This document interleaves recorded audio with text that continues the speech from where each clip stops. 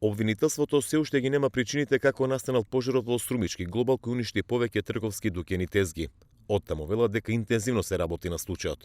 До сега биле сослушани 15 на лица. Се вештеше видеонадзорот на дел од објектите во Глобал. Паралелно се вештачи и сета градежна техничка документација за објектот земена од општина Струмица. Обвинителството ја одзеде целокупната градежно-техничка документација од општината во врска со трговскиот центар Глобал, пошто се дадени наредби за вештачење, кои се очекуваат да пристигнат. Пристигнати се податоци и документацијата која беше побарена од Струмички комуналец, предпријатието кое стопанисува со тезгите, пазарот во внатрешниот дел на Глобал, кажа од јавното обвинителство. Според обвинителството, 44 дуќани магацини и 24 тезги се оштетени од пожарот. Висината ќе утврдува вешто лице.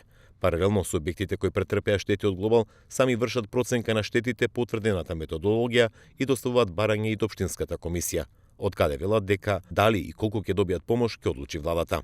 Ќе биде доставен до Советот на општина Струмица на усвојување.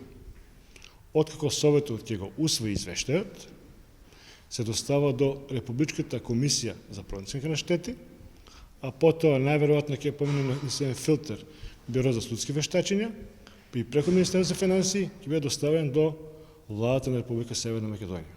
Според законот, владата одлучува дали и колку ќе им помогне, бидејќи тоа не е обештетување, туку тоа е вид помош. Оштетениот дел од Глобал е преграден, таму и понатаму се санираат последиците од големиот пожар кој избувна на 2 јануари. Струмички комуналец најавија дека неопожарениот дел од Глобал наскоро ќе биде ставен во функција. За десетина дена трговските субјекти во неопожарениот дел на Глобал ќе почнат со работа.